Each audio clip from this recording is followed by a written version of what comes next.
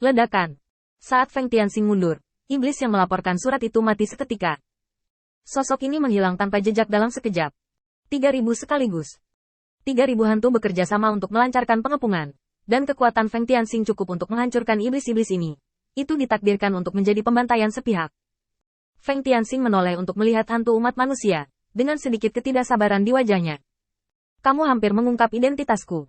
Jika rencanaku untuk menghidupkan kembali umat manusia gagal, kamu yang harus disalahkan. Hantu itu hanya diam sesaat sebelum melangkah keluar. Dengan latar belakang sekte pedang ilahi, hantu ini tidak perlu melubangi kesadarannya seperti iblis lainnya. Kesadaran yang tersisa ini berevolusi dari obsesi. Selama penantian pemilik aslinya yang hampir keras kepala, obsesi ini muncul. Dan ketika pemilik aslinya jatuh, obsesi ini menguasai dunia ini. Melangkah ke gudang diam-diam, Feng Tianxing melihat banyak lingkaran sihir yang disusun dengan baik. Makhluk apapun yang tidak memahami lingkaran sihir menerobosnya. Saya khawatir itu akan hancur berkeping-keping. Iblis yang dapat memaksa masuk secara alami meremehkan sumber daya yang begitu kecil, dan bahkan lebih tidak mungkin untuk menghapus semua hal seperti itu. Selain sekte pedang ilahi, pasti ada sekte lain yang melakukan hal yang sama saat itu. Ditambah dengan penurunan umat manusia, itu menjadi solusi optimal untuk menjaga apa yang mereka tinggalkan tanpa menjelajah. Obsesi mengikuti Feng Tianxing ke dalamnya, dan mengambil inisiatif untuk membuka pintu gudang yang berisi harta karun. Obsesi tiba-tiba berbicara. Kamu bisa mengambil semua harta ini, tapi kamu harus bersumpah ke langit untuk menghidupkan kembali umat manusia. Feng Tianxing mencibir. Aku hanya memperjuangkan kesempatan untuk umat manusia. Apakah aku bisa merebutnya atau tidak tergantung pada apakah umat manusia masih bertarung atau tidak. Setelah selesai berbicara, Feng Tianxing memasukkan harta ini ke dalam cincin Sumeru di depan obsesinya, dan mengumpulkan semua latihan dan hal lainnya. Obsesi itu tiba-tiba berkata, setan yang ditempatkan di luar ada di sini. Berapa lama kamu harus menunggu? Sekarang kumen telah dibuka. Kekuatanku menurun. Dan paling banyak aku hanya bisa menahan setengah batang dupa. Feng Tianxing telah mengumpulkan semua harta. Dan matanya dengan cepat mencari di gudang ini. Tiba-tiba, pandangannya berhenti di pintu masuk gudang. Di mana terdapat gumpalan abu gelap. Mata Feng Tianxing berkedip. Dia dengan santai memasukkan abu ke dalam kotak. Dan kemudian menepuk bahu obsesif itu. Kecuali fakta bahwa jumlah ras manusia tidak cukup dan ada lebih sedikit yang kuat, semuanya baik-baik saja. Sekarang mereka menempati salah satu dari 3.000 pengadilan Dao, dan mereka dipimpin oleh seorang murid yang saya latih secara pribadi. Anda dapat beristirahat dalam damai. Setelah hening sejenak, Feng Tianxing menambahkan 3 kata lagi. Terima kasih atas kerja kerasmu. Setelah berbicara, dia menepuk pundak hantu obsesi, berbalik dan pergi. Hantu obsesi menghilang sedikit demi sedikit, karena ketika Toyota menepuk pundaknya, gambaran sisi Feng Ming juga terlintas di benaknya. Setelah membaca situasi umat manusia saat ini, obsesi itu menghela nafas panjang dan perlahan menghilang. Dia melihat ke pintu keluar gudang. Feng Tianxing belum pergi.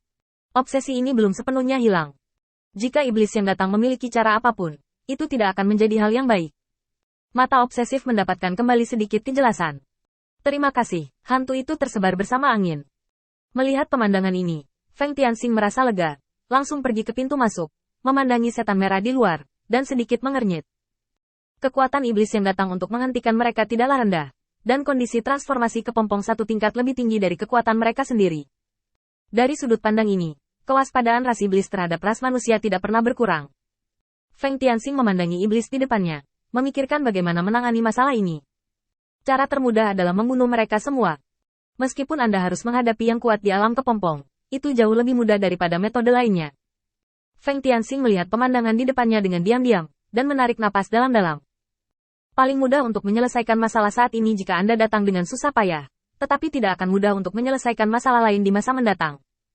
Feng Tianxing datang ke pintu keluar, menatap iblis merah, dan tiba-tiba tersenyum. Aku juga memiliki klan iblis yang mirip denganmu, bernama Hong Yuan. Apakah kamu memiliki hubungan darah? Setan merah itu terdiam sesaat, lalu melihat sekeliling ke arah bawahannya sebelum berbicara. Xia Hongjiu, Hong Yuan adalah pewaris kakak tertuaku. Di mana dia sekarang? Feng Tianxing mengangguk sambil berpikir. Perasaan Hong Yuan benar-benar muda. Dia tidak pernah mempertimbangkan konsekuensinya ketika melakukan sesuatu, dan hanya menyelinap keluar untuk mengikutinya. Hong Yuan adalah jenderal sihir di bawah komandoku. Sekarang komandan memiliki hampir 50.000 bawahan. Jika menurutmu itu tidak pantas, aku akan mengatur agar dia kembali. Dengan pendekatan ini, Hongjiu tidak akan terlalu memusuhi Feng Tianxing. Tetapi dia tetap waspada. Laksamana Feng, ini adalah area terlarang iblis saya. Bahkan iblis di kota utama tidak berhak masuk tanpa izin. Haruskah Anda memberi kami penjelasan di sini?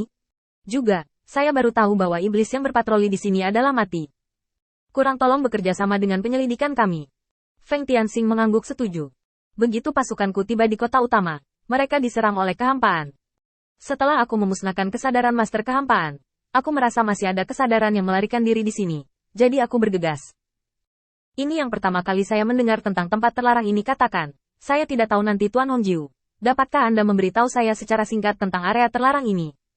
Oh ya, saya hampir ketinggalan bisnis. Saya mengejar dan membunuh kekosongan ke tempat ini, dan menemukan bahwa tempat ini telah dibuka. Jadi saya masuk ke dalamnya untuk menyelidiki, dan saya baru saja keluar. Memang benar saya tidak melihat setan ketika saya datang. Bisakah Anda membawa saya ke sana untuk melihatnya? Jika di masa lalu, menambahkan kata-kata ini dalam identitas Feng Tianxing, bagaimana dia bisa menghilangkan sebagian besar kecurigaannya? Tapi sekarang, Hongjiu tidak berniat melepaskan Feng Tianxing. Kalau begitu tolong minta Laksamana Feng untuk ikut dengan kami. Kami perlu menyelidiki satu atau dua. Feng Tianxing mengangguk setuju. Tidak apa-apa untuk pergi denganmu, tapi aku tidak tahu berapa lama. Jika terlalu lama, aku harus menyelesaikan pasukan. Lagi pula, ini masih waktu kritis untuk melakukan serangan balik kehampaan. Seseorang harus perhatikan aku. Mengenai poin ini, Hongjiu benar-benar memikirkannya dengan serius. Jika kamu tidak melakukannya, kamu dapat dilepaskan paling lama dalam waktu setengah jam. Tetapi jika kamu melakukannya, jangan berpikir tentang kekosongan. Feng Tianxing mengangguk setuju. Baiklah kalau begitu, bawa aku ke sana. Kesediaan untuk bekerja sama, dan sikap yang tulus, membuat Hongjiu sedikit rileks, dan meminta bawahannya untuk membawa Feng Tianxing pergi.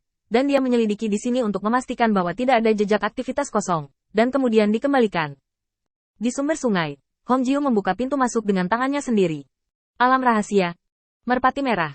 Apakah Anda keluarga besar yang ditempatkan di sini?